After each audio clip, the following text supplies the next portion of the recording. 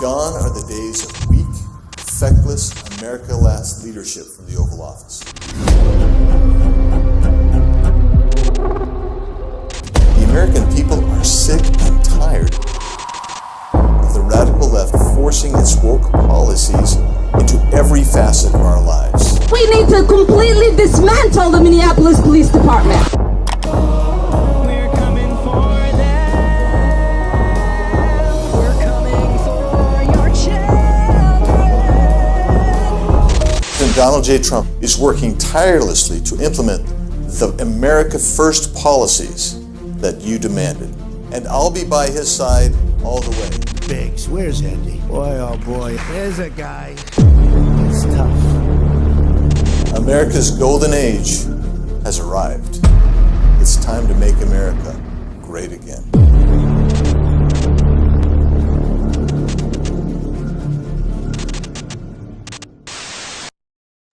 Good afternoon or good evening, everyone. This is Andy Biggs. I'm welcome you to my semi-regular podcast, What's the Biggs Idea? I'm glad that you would join us. I can't tell you how excited I am today to bring someone to you who has been instrumental in the MAHA movement, but he is just a groundbreaking attorney. He's also a best-selling author. And so let me just read some of this. This is Aaron Siri will be my guest today. He's an attorney who has garnered attention for leading legal cases against unscientific health mandates and top vaccine manufacturers, especially during and after the era of COVID-19. He specializes in informed consent, parental rights, and challenging vaccine mandates. In addition to his litigation and his practice as a lawyer, Aaron is also the author of the Amazon best-selling book, Vaccines, Amen, The Religion of Vaccines. In that book, it discusses the truth about vaccines and the secret world of vaccinology. Aaron also appears frequently on national television and has published work in numerous print outlets. And quite frankly, I've heard him speak multiple times now in person. He's a dynamic speaker. He's got more energy than probably any 10 people have a right to have. And he's very good at expressing and some very complicated ideas and explaining those to you. So, Aaron, thanks for joining me today. My pleasure. Thanks for having me.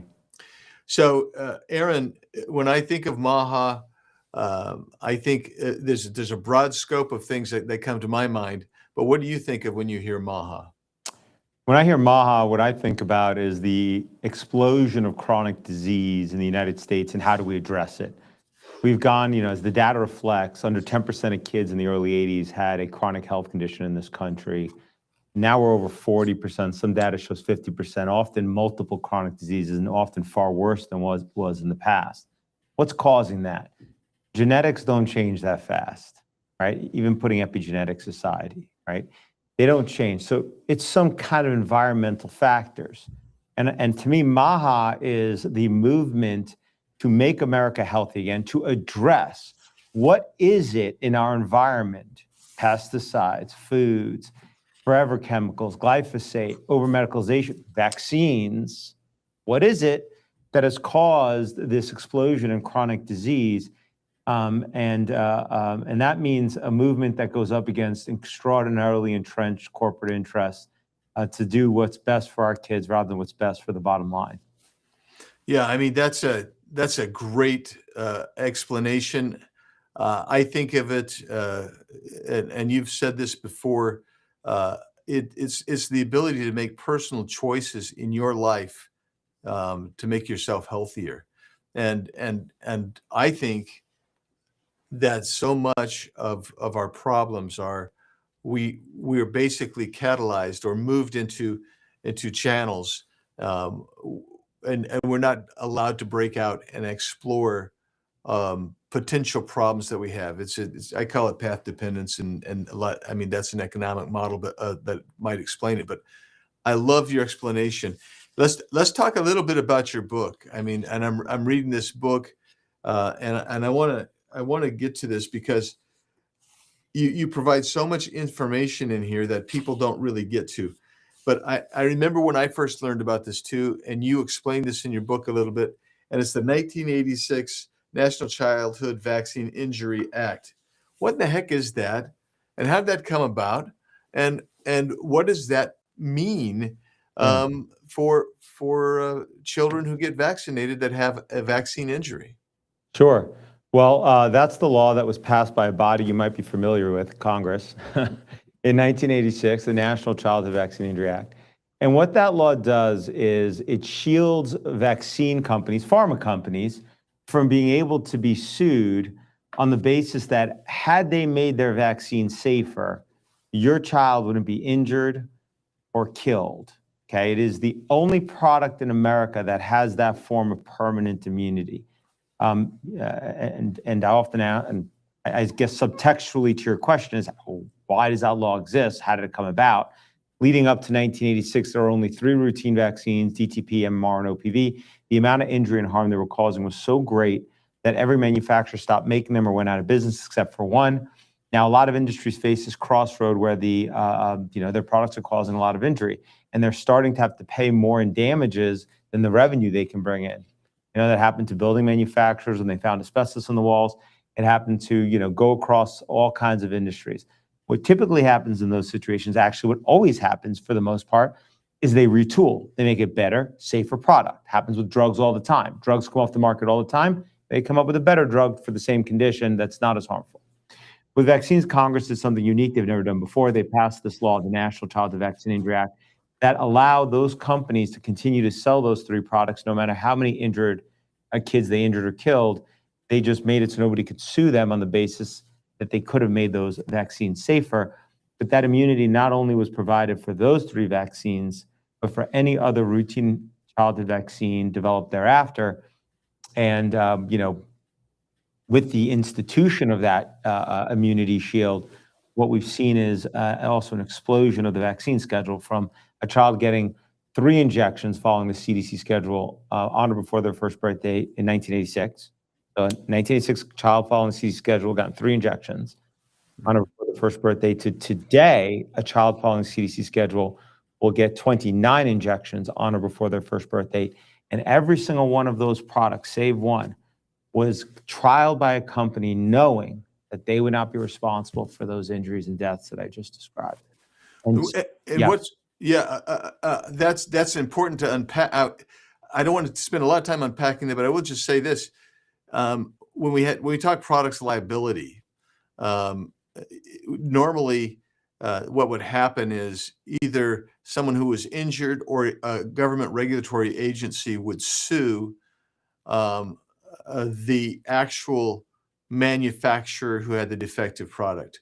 But that isn't the case here. So if a child receives a vaccine injury and the parents seek redress, who do they go to? So they actually sue HHS. That's the Department of Health and Human Services. That is our federal department, as you know, in which all our health agencies are located: CDC, FDA, NIH, so forth. And so they're literally suing the very same health department that tells them those products are safe. And then they fight with those parents. It's actually the only instance that I'm aware of where the government protects the industry interests and fights in court, in a quasi court, and litigates against the consumer that's injured. Yeah, it's actually, I don't know of any other regulatory agency that takes the side of the industry against the consumer who's allegedly harmed, right? I mean, I don't know too many of that. I can't think of one example of that. Well, let's move on to this other aspect of it. So you have a movement and people who don't, most people quietly, and I'm aware of this because I talk to a lot of these people. If they make a decision not to have their child vaccinated, they try to do it quietly, in spite of the fact that their own pediatrician is basically insisting they get vaccinated, et cetera. What typically have you found for people? What does that cohort look like of parents who are making the decision not to vaccinate their children? So My firm's got over 100 folks, but about 50 of them just do primarily vaccine-related work. I think we have the largest vaccine-related practice in the world that I'm aware of that doesn't represent pharmaceutical companies. So we have a lot of touch points with these families who don't vaccinate because we have a big exemption practice and so forth.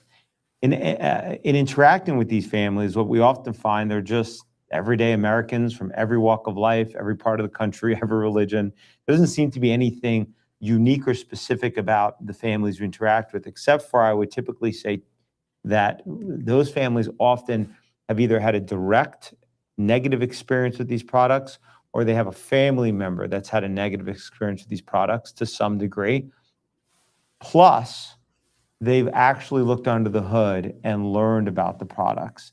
And those combinations can be quite powerful, where they, you can't erase what they saw with their own eyes, and then they fill that in with an actual substantive knowledge. And that's typically the families who choose not to vaccinate. And that's because, most people don't just wake up one day and say, you know what I want to do today? I just want to take a socially ostracizing position. Like, I get my kids kicked out of school, me thrown out of my job. My kids get kicked out of their play groups, me called all kinds of names, anti this, anti that, you name it. Most people don't wake up and just make that decision. It's hard to go against the trend in society. Most folks don't want to do that. So there's often a powerful experience that leads them to do it. And it's that spectrum. It's experience an adverse event, or they've learned something they can't unlearn, or somewhere in between. Some folks just learn. They just know. That's why, by the way, the CDC's own data, and they lament this. You know who is the demographic that is most likely not to vaccinate? I need to qualify what I said earlier. It's those with a higher degree. So those with PhDs are most likely not to vaccinate, and then you work your way, choosing not to vaccinate, and then work your way down.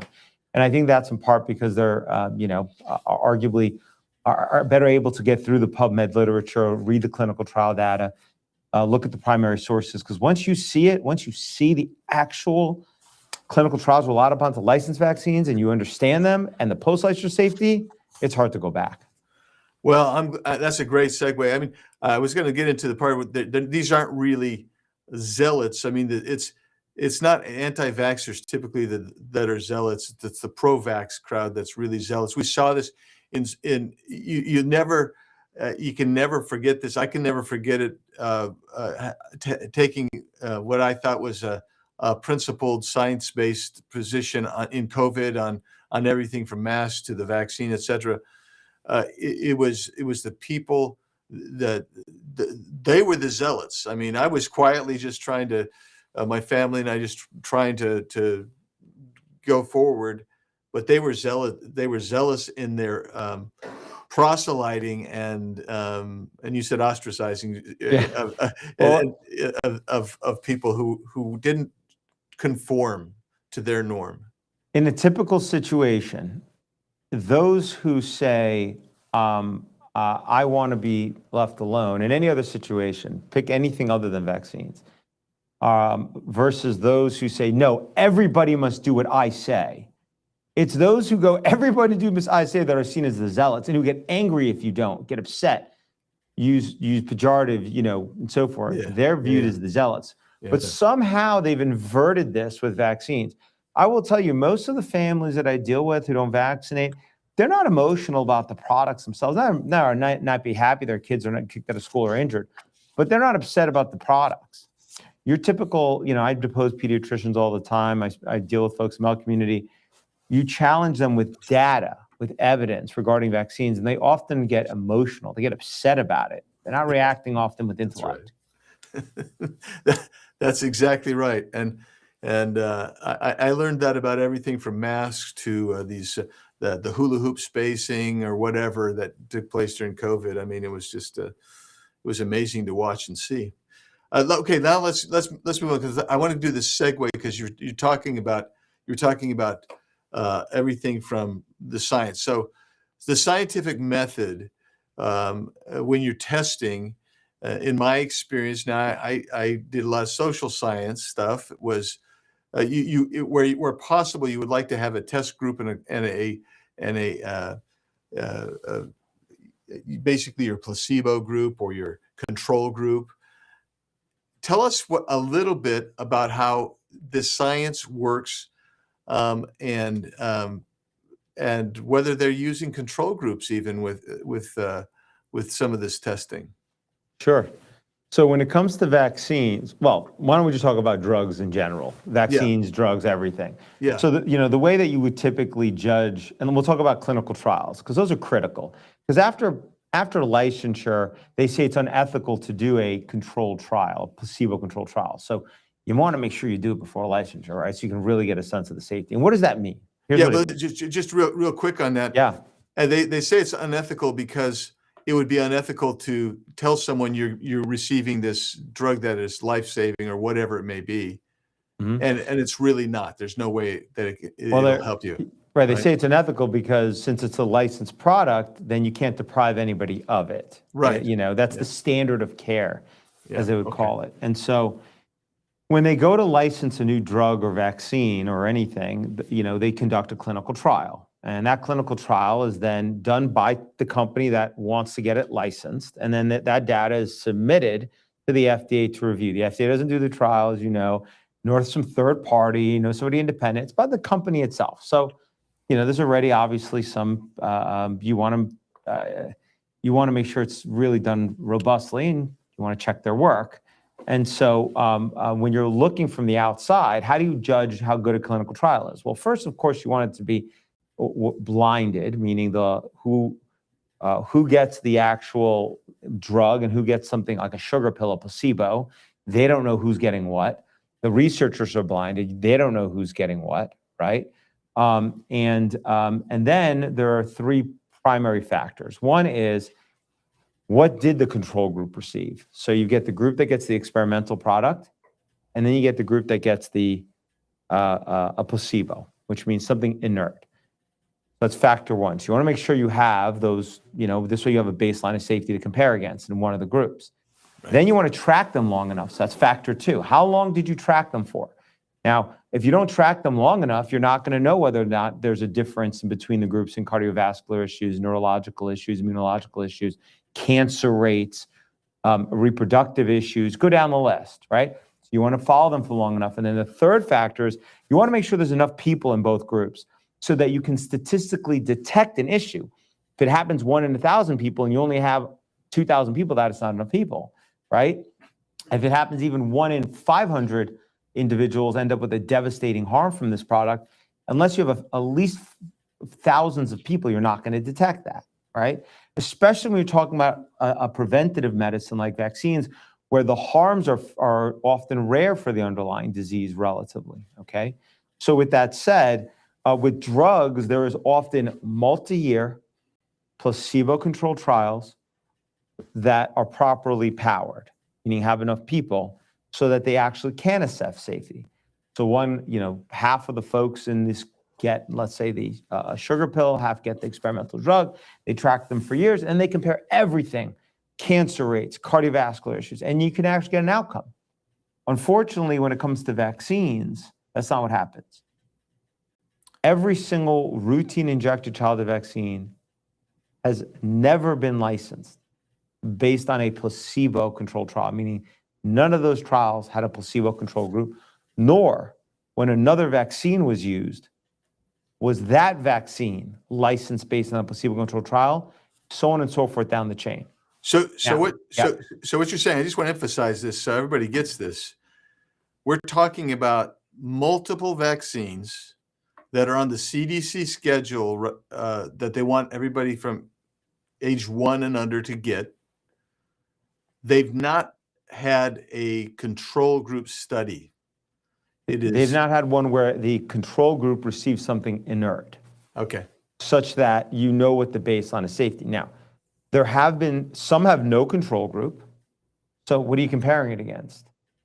It's a useless trial. Some do have either another vaccine, which can be okay, by the way, if it's for the same disease, as long as that other vaccine was itself properly trialed to affirm its safety before licensure, right? Right. So it's okay to use another vaccine as the control if that's the standard of care, as long as it was licensed based on a proper trial, placebo-controlled trial. And what I'm saying is that despite the fact that this claim gets fact checked all the time, based on talking heads in the world of vaccinology who are often supported by pharma industry, the underlying reality is, and I've spent a decade litigating on this issue and getting the Freedom of Information Act, the underlying clinical trial documents from the FDA. They're also mostly on the FDA website at this point. You can just look at the FDA underlying documents and you can see that. So none of them were licensed based on a trial in which the underlying baseline, or say there was a safety comparator group, which in itself renders all of them invalid to affirm safety. Not just because I say so, but because that is what the clinical trial epidemiology and statistics literature will tell you. But it gets worse, unfortunately, because all of those trials, even if they had a placebo control group or somewhere down the chain, none of them are long-term. They typically only review safety for days or weeks after injection, maybe up to 6 months. You're injecting a newborn baby with a vaccine, and you're only tracking safety for, let's say, even 6 months. That's useless. You don't know if the kid's going to have developmental issues, neurological issues, all kinds of stuff, because those typically aren't diagnosed until a few years of age. Asthma is not diagnosed. Developmental issues are not diagnosed. Most immunological issues are not diagnosed. They just, in a baby that's 6 months old, 2, 4, they can't explain anything. It gets worse, because not only do they all lack a placebo control group, and they all have safety durations that are too long, almost all of them are underpowered. They don't have enough kids to detect safety issues. That might seem incredible, because what we're all told is that vaccines are the most thoroughly, rigorously studied products before they go on the market, precisely because they're injected into healthy babies. But the reality is that it's the opposite. They're the worst studied, trialed products out there compared to drugs. And it's why, by the way, I call my book Vaccines Amen, because there's what's the public health authorities tell you, and then there is what you learn when you litigate against them and you actually get to see the underlying primary sources, why I lay that out in my book. Wow, and this is disturbing information that we're hearing. So, what is the explanation for this? I mean, Sure. you talk about it in your book a little bit, and I mean, because if we're going to summarize this up, we're going to say, look, these are vaccines that are recommended. They're recommended with all the authority of the government behind them. They're being represented as having been thoroughly researched and studied for safety and efficacy. We didn't even get into the efficacy part of it yet, Right. but for safety and efficacy. And it turns out that you can't rely on any of that, looks like. Yes, but just to make sure, there's no conspiracy on that in my view. There's no, it's just a broken, just to be clear, to me, it's a broken economic and regulatory system. Unlike every other product out there, because you can sue the manufacturer, that conforms their conduct. Everybody wants their stock to go up. Everybody wants the companies that they invest in, have work for, have options in. They want the stock to go up. That means the company should make money. That interest in making money, that market force, often is aligned to varying degrees with wrinkles with safety. Because if the product they put out is going to cause harm, they're going to lose money. And that doesn't mean there aren't products that cause harm, but at least it's a harm that's going to cost in dollars less than the amount of sales. So it's capped, right? There's a market force that addresses it. And then there are also reputational issues that also help drive safety, even if the economics aren't necessarily there. So you have that, but you don't have that with vaccines. Yeah, I was just going to say, Aaron, normally you're dealing in the marketplace with trade-offs, incentives. I'm not saying that that there's a conspiracy either. What I'm suggesting is, I didn't think you say you were. I just meant for folks out there who are like, oh my God, is there some cabal? No, it's just a broken economic regulatory system. Yeah, and some of it's the 1986 law, which distorted the incentives and trade-offs that are in a normal marketplace, right? And really, that's what you're talking about. In a normal marketplace, the company has incentives to make it as safe as they financially dare make it safe, right? I mean, and they're going to make some trade-offs. And the same thing comes in for consumers, though. When they're looking at it, they're going to make a decision, and it's going to be based on whatever information that they can get hold of, and that's the trade-off. If they find out that there's something there that causes them to question it, they're gonna make a trade-off and say, well, we think it's safer over here, and you're not getting informed consent here. That's what I guess I'm suggesting, which distorts the marketplace. Yeah, well, rare is the parent that gets actual informed consent, and that's actually not even, from my opinion, not about the informed part, because different parents can choose that. It's the consent part. It's the part where you've informed me, and then I choose whether or not to consent. But if Right. I say no, and then you mandate over that, there's no right to informed consent, no matter how much information you've given me, how good or bad it is. So to me, Right. the biggest problem is the consent part of informed consent, not even the informed part, which itself is extremely deficient. Right. And I derailed you. I didn't want to derail No, you. no. Back Derail to me at all. yeah. So let's get back to why. What are the incentives then so we have this problem? I mean, obviously the regulatory scheme is screwed up, but what else? What other incentives are there? The incentives obviously are these companies make billions and billions of dollars a year, and then they take the kitty they get every year, and like every good company does, your car's making money. Well, let's feed that back into the loop that helps that gets people to buy more cars. Obviously, pharma and the medical establishment does the same thing. They take billions every year, and they feed it back in. They don't do as many TV ads for childhood vaccines. Instead, they invest their money in learned intermediaries, typically, heavily into journals that produce the quote-unquote science, the scientists that do the clinical trials, all of the medical conferences that doctors go to influence them, and then down the chain, so that they use those folks as the intermediaries to help promote these products in various ways. But really, the problem is that, but that's normal. That's what you expect. The issue is not that they do that. That's what you expect in a free market system. Right. But there's usually a countervailing force. And it's not the lawsuits per se. It's the potential for liability that typically conforms the conduct before there's even the harm. So just going back to the clinical trial example, when Pfizer is sitting there, or I won't use a specific company, but any pharma company is sitting down and they're like, okay, how are we going to design this trial for this potential new drug? They're like, okay, we want to really make sure it's safe too, because we could end up losing our company billions of dollars. It could bankrupt the pharma company if the product ends up causing, 1 in 500 people to die of a heart attack, right? And so they want to know if the product's safe. Those same folks in that same pharma company sit down to design a clinical trial for vaccine.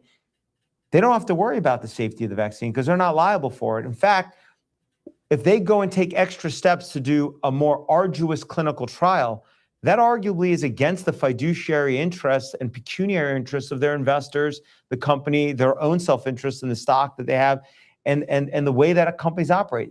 They get products to market in the shortest regulatory path that they have. And if that means the FDA will let them do a clinical trial with no control group, placebo control group, 5 days of safety review and not enough kids in it, they'll do it. Wow. Okay. I'll add this one thing. For anybody who's hearing this who's like, there's no way, okay? You can please go to the FDA website. There's one page called, U.S. licensed vaccines, and it has a list of every licensed vaccine. Just click on any one you want, go to the package insert to start, go to section 6.1. It will describe the clinical trials required by federal regs, relied upon to license that vaccine. You can also look at some of the underlying clinical trial documents, or you can just go to chapter 10 of my book, where I have every single vaccine and have a link to the underlying FDA sources for each. Meaning, fact check me, please. Go and do it. Check it out yourself, and I think you will find that that's exactly what the sources show.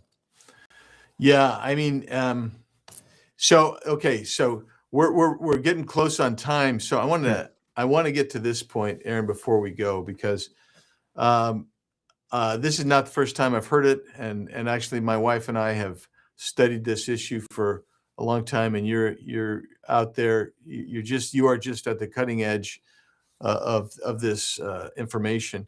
But what I would say is, what now? What are next steps now for parents who are interested in this? I truly believe every parent wants the best for their child. They really do. And so, what people who are hearing this for the first time, what do they do as they consider this important information? Here's what I would say to parents. I know that folks are busy. Everybody's busy out there, right? I mean, we all have very busy lives, and nobody's got the time to really look into every product, right? In serious depth. And the good fortunate thing is that you often don't need to do that level of digging for most products. Cars continuously get safe because they get sued when the airbags don't work as well, when they don't properly have rollover issues. They know they're going to face liabilities. So cars are constantly improving. So are other products. The building products talk about, they got asbestos out. But there's one product that the market's never going to correct for, at least not under the current system. And those are vaccines. So unfortunately, when it comes to these products, I will say you really do have to look at the consumer report yourself. You should look under the hood, make an informed decision. I've sat with too many families in the room with a child that's been seriously injured, and they're kicking themselves that they didn't look. Thankfully, for every parent out there vaccinates and doesn't seem to have any issue, wonderful. But I would take the time to look at the underlying actual documentation, which means the pre-licensure trial, what does post-licensure trial information look like? And there's a lot of great information on iCanDecide.org's website in the Get Informed section. You can also read my book. The other thing is on that website too is this. Most products, the company stands behind it. And so, that's how you get confidence. Does the company stand behind the product, right? That's how you often get assurance that you are comfortable with it. Like, how do you pick your cosmetics? You're like, I think this is a company that selects their ingredients well. Well, when it comes to vaccines, there's a form letter on the ICANN website where you can send it to Merck, Pfizer, Sanofi, GSK, the 4 primary manufacturers, and say to them, hey guys, I understand that your product's safe. You have told us it's safe. The government tells us it's safe. It's been licensed for decades now. So surely you know it's safe. We ask you to kindly sign the bottom here where you waive your 1986 Act immunity so that you can be held accountable and stand behind your product. We appreciate it if you could sign that and send us back to us. Here's a return envelope, because that's what you want. You go to buy a car and the car dealer says to you, hey, yeah, and if this car's a problem, you can never sue us even if we can make it safer. Oh yeah, this saw blade, yeah, sorry, you can't sue us if we didn't add the plastic sheathing to it. So that would be the second thing I would look at. And then, and the final thing is this, and this is the last thing I'll say on this, is this. Fixing all the problems with vaccines is going to be very difficult. Getting Congress to repeal the 1986 Act, I don't need to tell you, probably close to impossible. Getting the pharma companies then to actually go beyond what they need to do in clinical trials, very difficult. To go back and redo it, impossible. Getting our conflicted regulatory agencies, which we didn't get into, Right. but which I discussed at length, to correct course. Even under Robert F. Kennedy Jr., look what he's got going on. Very difficult. So what is at the end of that long line? If you can't fix industry and you can't fix government and you can't, the very end of that line is the ability to say no. The ability to say, I don't want this product. And that's why the right to informed consent, medical liberty, to me, is a fundamental right. It's a critical right, because if you can't say no, but then you can't get a job, go to school, go on public transport, then you don't have any rights. So, not only, so I would add to it, not only take a look under the hood, but if you actually agree with what I'm saying, take some steps to hopefully help support the right to medical liberty. Oh, that's great. I'm gonna close out with this. Okay. And read something from your book, because I was very interested in this. You say, my personal ideological position regarding vaccines is that vaccines should not be mandated. Everyone should be able to get a vaccine, any vaccine, and get as many as they want. But civil and individual rights demand that no one should be coerced into receiving an unwanted medical product or procedure, including a vaccine. And that kind of gets at what you just closed your statement out. So Aaron, you're so informative. Appreciate all the work you've done as a leader in this area. And folks, you need to just stay close to Aaron Siri, and you'll be well informed. These are very important decisions that we have to make, and it's going to help you feel freer and be freer as we try to move back to what Make America Healthy again. That's really important. Aaron, thanks so much for taking some time with me today. I really appreciate it. Thank you so much. Thank you. And thank you for being brave to tackle an issue that I know is very controversial. Thank you. Yeah, thanks. And then I thank all of you folks joining this time. Be sure to join us next time on another edition of What's the Big's Idea?